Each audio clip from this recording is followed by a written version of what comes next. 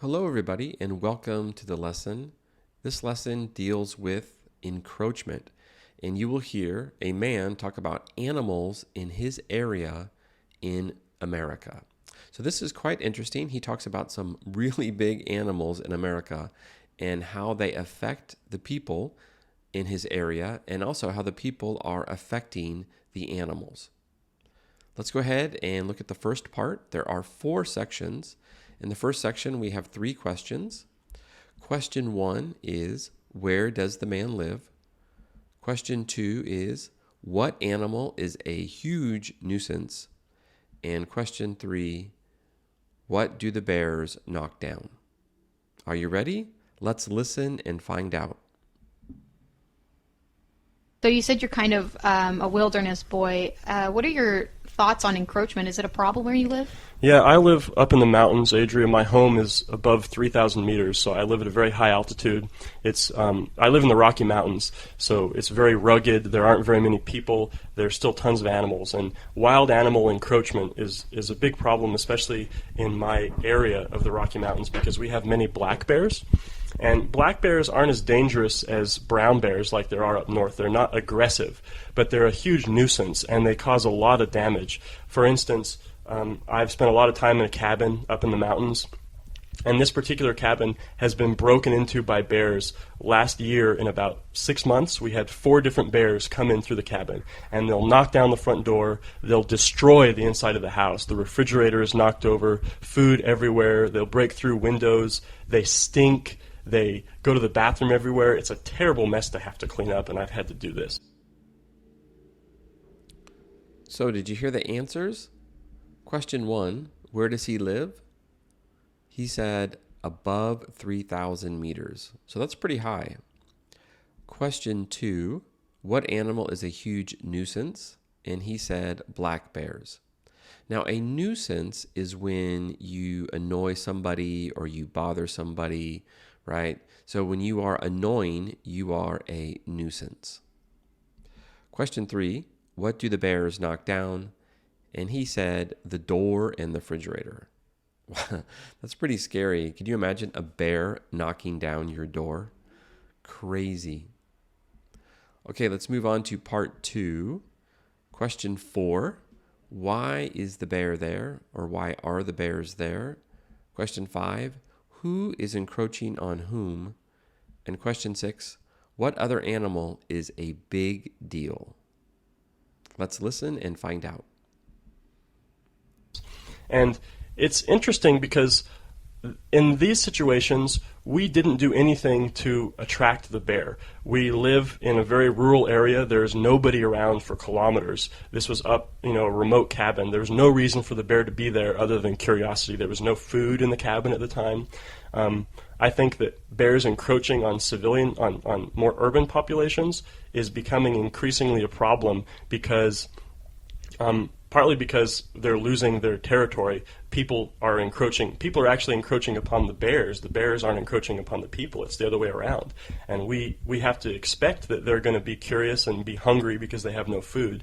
So we can't really blame them when it happens. But we have to figure out a way to fix it because it is a problem and people still do get hurt, especially with mountain lions, which is a big deal. So, question number 4. Why is the bear there at the cabin? And he said curiosity, right? So when you are curious, you want to find things out, see what's there. And he says the bears are very curious. Question 5, who is encroaching on whom? And he said it's the people who are encroaching on the bears, not the other way around. Meaning the bears are not encroaching on the people are encroaching on the bears. And question 6, what other animal is a big deal? He said mountain lions. The mountain lions are a really big deal. And speaking of which, the next section deals with mountain lions. Let's go over the questions. Question 7, what does he say about mountain lions? Question 8, what does he say they kill? And question 9, what type of damage do mountain lions cause?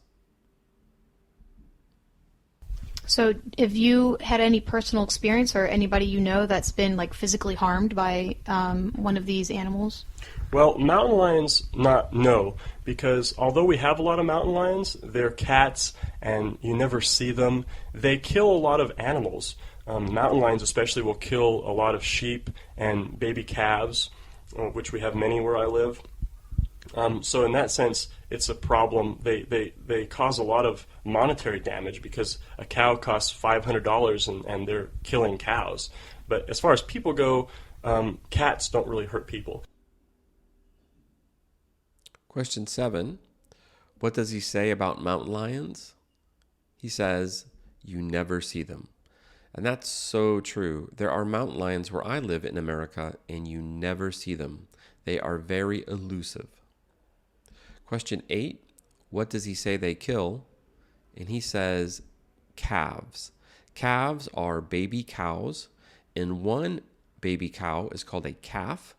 2 baby cows is called calves. So calves is plural. And he says calves and sheep. Question 9. What type of damage do mountain lions cause? He said monetary damage. So monetary damage is related to money. You can see the word money in the word monetary. So the farmers lose money because the mountain lions kill the animals and then they cannot sell them or use them to produce something. Now we have one more section. We're going to talk about some bears some more. So first we have question 10. What word does he use to describe brown bears? Question 11. Who was the person who was attacked? And question 12. What did the bear gash? When you gash something, that means you cut it. Let's listen and find out. Bears, on the other hand, do. Up in the northern states of the United States, brown bears are very dangerous. They're aggressive. They'll actually come after humans. Where I live, we have brown bears, and they're a little less aggressive, but I still am familiar with one of my friends. He's not really a friend, but an acquaintance, was camping, and it was partly his mistake because he had food inside his tent with him instead of like in an ice chest outside closed, and the bear came through the tent and while trying to grab the food accidentally grabbed my friend's arm, and he had a huge gash in his arm. He had to have 2 surgeries to fix it, lots of stitches. It was a mess. Wow, that sounds like a scary, scary experience. Question 10. What word does he use to describe brown bears? And he says they are aggressive, right? So they will attack. When something can attack you, that is being aggressive. And 11, who was the person who was attacked? And the answer is an acquaintance. An acquaintance is somebody that you know, you are friendly with, but you're not really friends, but you know each other. So that would be an acquaintance. And 12, what did the bear gash? He said the man's arm, right? So he cut his arm, and that would be a very scary, scary experience. And that's it. That's the lesson. Thanks so much. If you want, you can click on the link below.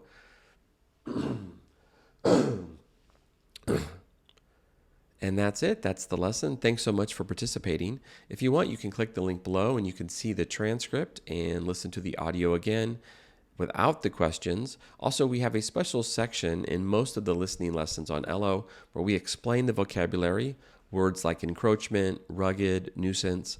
And not only do we explain the word, we have a mini audio lesson so you can hear the word spoken at least 7 times. So you could hear it multiple times and use that to learn the word efficiently and naturally. And that's it. Thanks so much, everybody. I appreciate your participation. Stay tuned for more. Watch out for those bears. And we'll be back with more lessons soon.